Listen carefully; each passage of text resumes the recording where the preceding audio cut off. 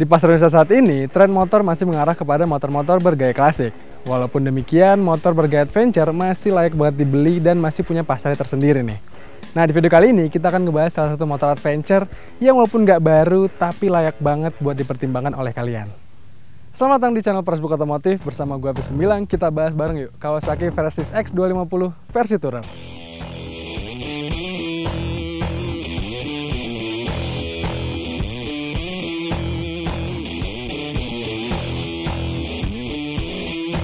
Motor ini memang diluncurkan dari tahun 2017 nih cuy.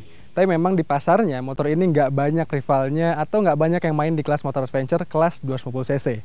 Bisa dibilang di kelasnya ini yang bermain cuman Honda CR-V 250 Rally, terus juga ada VR Vortex, dan yang baru ada Benelli TRK 251. Jadi gimana? Kalian udah menentukan belum pilih yang mana? Tapi supaya jelas dan runut, gue akan jelasin dari bagian depan. Tampak depan di sini khas banget motor adventure, dia pakai windshield nih cuy. Windshieldnya ini udah fix, nggak bisa di adjustable naik turunnya. Tapi lihat dari posisinya sih lumayan akan nutupin banget bagian dada dan sebagian bagian kepala nih cuy. Tapi lihat dari bentuknya juga ini rasanya tegak banget. Terus kita turun ke bawahnya. Di sini model headlampnya dia pakai model headlamp yang satu buah doang. Kalau Versys 650 sama Versys 1000 kan dia pakai dua buah headlamp gitu modelnya. Yang bentuknya lebih sipit. Kalau ini sih bentuknya lumayan below nih cuy kelihatannya. Tapi sayang banget di tahun 2020 ini rasanya headlampnya ini agak kurang kekinian karena pakai headlamp yang masih halogen biasa. Terus turun dikit ke bawah lampu sennya, di sini kita bisa lihat versi yang Tourer ini dia udah pakai crash bar yang lengkap sama lampu kabut alias fog lampnya. Lampu fog lampnya ini udah pakai lampu LED yang warnanya putih nih coy. Terus turun ke bawahnya lagi, di depan sini dia pakai pelek jari-jari ukuran 19 inci nih coy, jadi gede banget pastinya. Terus juga dibalut sama ban IRC yang multipurpose ukurannya 100/90. Terus juga kita bisa lihat di sini suspensi depannya jarak travelnya panjang banget nih. Terus juga diameter tabungnya lumayan gede. Di sini dipakai shock teleskopik biasa ukurannya 41 mm nih diameter tabungnya. Terus untuk pengereman di depan sini dia pakai rem cakram yang udah ABS karena ini versi Tourer. Yang rem cakramnya itu berdiameter 290 mm. Dari depan udah kita bahas semua, sekarang kita lihat sampingnya.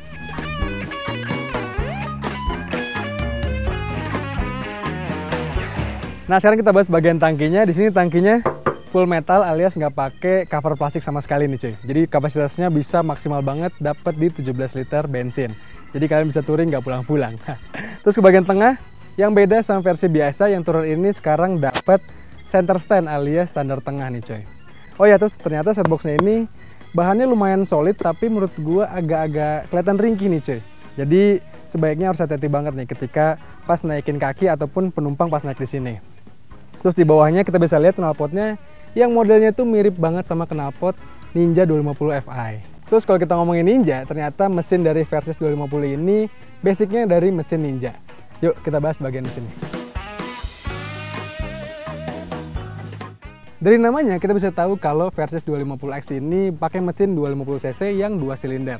Kalau dilihat rivalnya sih Honda CR-V 250 Rally itu yang pakai basic mesin Honda CBR 250R versi Thailand yang 250cc tapi 1 silinder.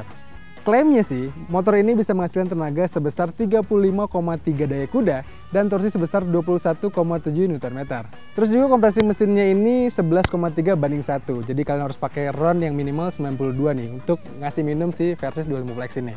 Terus juga nih untuk pendinginannya, mesin ini dibantu sama radiator yang tabungnya disimpan di balik fairing sebelah kanan ini nih.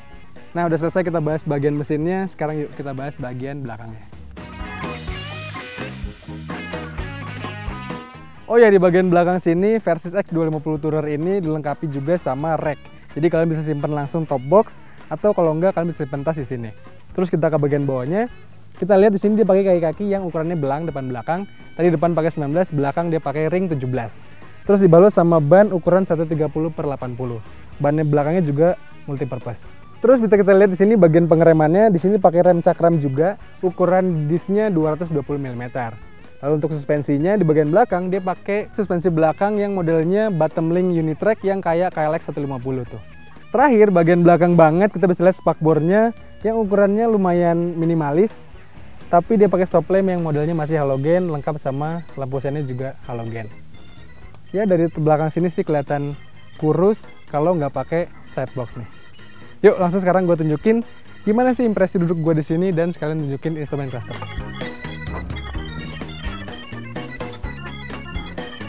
Nah, naiknya harus hati-hati banget karena ada sideboxnya nih. Jadi takut kaki kena sideboxnya. Oh ya, posisi duduknya yang tadi gue bilang joknya nggak terlalu tinggi, jadi gue yang punya tinggi 178 cm bisa menapak dengan sempurna nih. Dan gue rasa sih orang-orang yang tinggi 170 juga rasanya masih bisa napak dengan sempurna nih. Apalagi kalau berat badannya lumayan berat, jadi suspensinya pasti agak lebih turun. Nah, posisi kakinya lumayan sejajar, jadi badan udah pasti nggak pegel, kaki juga nggak pegel, dan posisi stangnya juga siap banget buat adventure nih. Khas banget motor-motor adventure yang tangan kita ngebuka lebar, tapi angin nggak perlu khawatir kena badan karena bisa ketutup sama windshield. Selain itu, untuk yang versi tourer ini lengkap juga dikasih handguardnya untuk melindungi tangan kita dari ranting ataupun benda-benda yang bisa kena tangan kita nih. Nah, sekarang yuk kita lihat sini bagian instrumen clusternya. Nah, ini dia anak kuncinya yang masih belum ada magnet pelindungnya karena emang remote kuncinya juga nggak ada fitur pengamannya nih. Kita nyalakan speedometernya. Bisa dilihat di sini ada kombinasi antara analog dan digital. Jarum analognya ini untuk nunjukin RPM atau tachometer. Terus juga di bagian kanan ini kita bisa lihat ada banyak banget yang ditampilkan dari mulai posisi gigi nih dari netral 1, 2, 3, 4, 5, 6 karena ada 6 kecepatan. Terus juga di bagian bawahnya sini kita bisa lihat ada jam nih. Terus di bagian kanannya ada indikator bensin atau fuel meter. Di bagian bawahnya ada indikator suhu mesin. Terus juga di sini ada indikator oil change nih. Terus di bagian kanan atas ini ada odometer, terus ada trip A meter dan trip B meter yang bisa diatur pakai tombol di bagian sebelah kiri. Terus di bagian bawahnya, di bagian bawah speedometer ini ada indikator untuk penunjuk bensin nih datanya. Ada average fuel consumption, ada range atau sisa bahan bakar yang bisa ditempuh, terus juga ada average fuel consumption yang real time. Terus di bagian sebelah kirinya lagi di sini khusus yang versi tourer ada power outlet nih yang disediakan. Jadi kalian bisa ngecas HP ataupun GPS yang pastinya ditambah pakai bracket lagi nih. Terus juga di bagian sebelah kanan sini khusus versi tourer lagi di sini ada tombol buat nyalakan fog lamp. Yuk sekarang kita cek bagian di stang-stangnya nih. Di bagian kiri kita bisa lihat handle kopling yang ringan banget nih, bisa digeser pakai satu jari doang. Karena ini udah pakai slipper and clutch assist. Terus di belakangnya dia ada lampu pass beam. Terus ada buat ngatur lampu dekat, lampu jauh. Terus ada tombol lampu hazard nih. Terus di bagian bawahnya buat pengganti lampu sen kiri dan kanan. Terus ada klakson juga. Di bagian kanannya sederhana banget, cuman ada tombol untuk engine cut off atau kill switch dan tombol starter.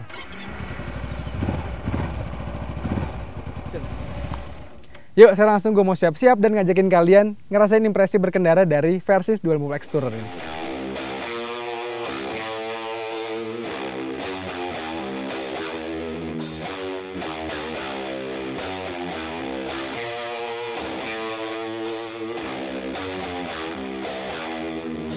Langsung kita mulai pakai Kawasaki Versys Dual Move X ini ya. Kita nyalain. Oke, maju. Nah, ternyata yang gue bisa liatin ke kalian adalah posisi perpindahan gigi dari gear 1 ke gear 2 itu lumayan RPM rendah nih cuy. Jadi ya bisa dibilang gasnya tuh nafasnya terlalu pendek nih. Tapi tarikan tengah ke atasnya ngisi banget memang. Walaupun harus diakui gara-gara dia pakai dual valve throttle itu alias ada 2 buah katup di bagian kupu-kupunya, jadi ngebuat RPM-nya itu naik secara linear banget nih. Tiba-tiba gue betot nih. Tuh, RPM-nya tetap naik pelan-pelan gitu ya. Tapi jadinya di tarikan-tarikan bawah itu malah agak kurang bertenaga nih gara-gara itu. Nah, karakter mesinnya yang bertenaga di tarikan menengah ke atas. Jadi kalau untuk nyelip-nyelip yang butuh tarikan bawah emang agak gregetan nih cuy. Kita harus sering-sering oper gigi atau ya mainin kopling supaya bisa dapat tenaga yang dibutuhkan gitu. Kalau enggak memang agak greget banget nih. Tadi posisi jok yang enggak terlalu tinggi, jadi ngebuat gue lumayan posisinya nyaman berkendaranya, terus juga lebih pede nih adventure pakai ini. Ya walaupun lagi-lagi ini motor berat banget, beratnya hampir 184 kg untuk yang versi tourer ini karena ada pannier atau sideboxnya.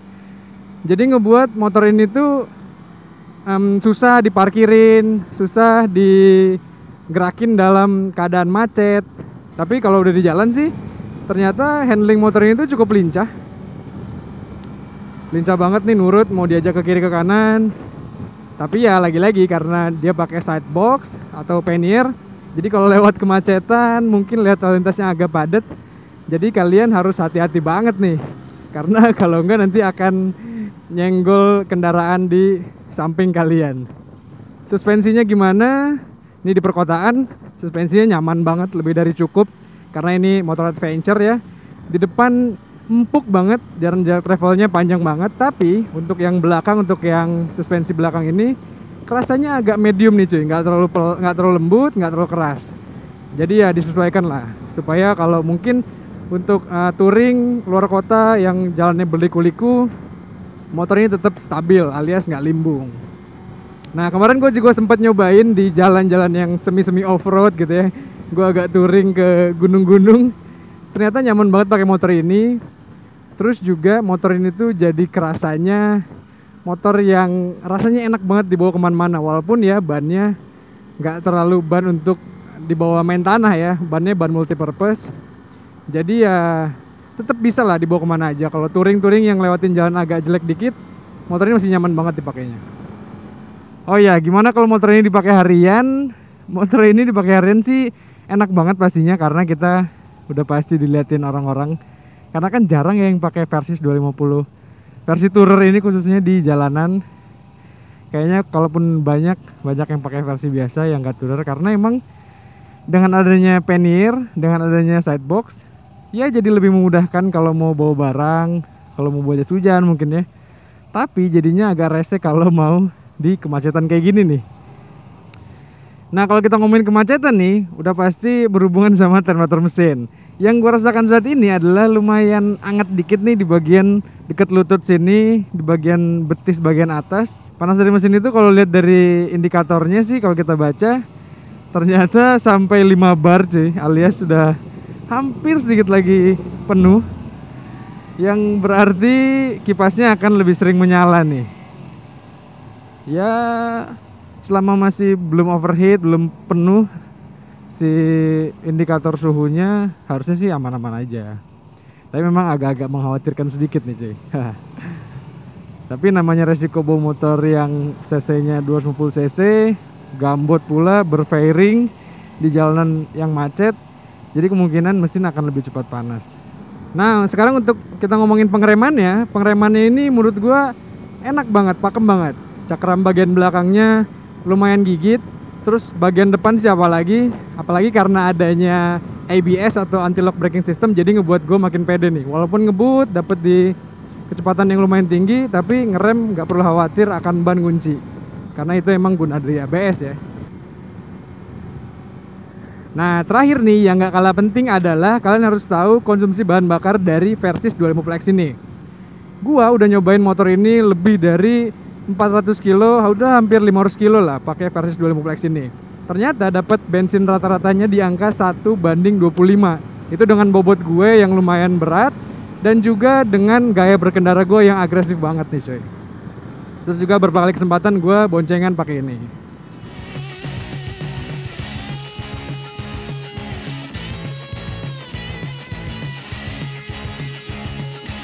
Kesimpulannya menurut gue Versys 250X Tourer ini cocok banget buat kalian yang mau ngejar motor adventure tapi mau masih banyak bermain di jalan raya juga, alias mau pakai harian. Motor ini cocok banget karena mesinnya bertenaga, kaki-kakinya enak banget buat dipakai di jalan raya, dan gayanya, tampilannya gagah banget. Terus juga nih dari informasi yang gue dapet, Versys X250 yang versi Tourer ternyata udah habis di Indonesia. Yang nyisa cuman versi biasa, yang dijual dengan harga 63 jutaan. Kalau yang ini sih kalau kalian pengen tahu harganya, dijualnya di harga 73 jutaan. Ya bedanya 10 juta, tapi kalian bisa dapat paket lengkap buat touring nih. Terus kalau gue lihat juga nih di pasaran harga motor bekas ini, kalau kalian beruntung bisa dapat di harga 50 jutaan nih. Coba kalau kalian mau dan kalian berminat beli motor ini, kalian kasih pendapat kalian di kolom komentar di bawah ini. Akhir kata, gue mau thank you banget nih buat kalian semua yang udah nonton video ini sampai habis. Jangan lupa buat like, komen, share, dan subscribe channel Praspuk Otomotif. Gue pamit, lanjut touring pakai ini.